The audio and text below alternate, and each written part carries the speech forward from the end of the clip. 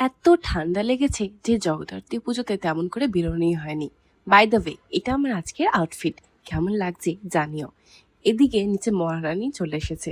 আমার নামতে একটু লেট হয়ে গেছে বলে রাগ করেছে। তাই রাগ ভাঙানোর জন্য ওকে বলছি তোকে ঠিক চাঁদের মতনই দেখ লাগছে। এবার যাচ্ছি ঠাকুর দেখতে।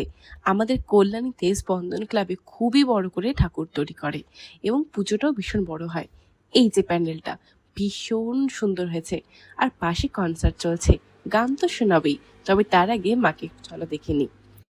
ওয়াও, ভীষণ সুন্দর করেছে ঠাকুরটা, দেখেই যেন মনটা জুড়িয়ে গেল।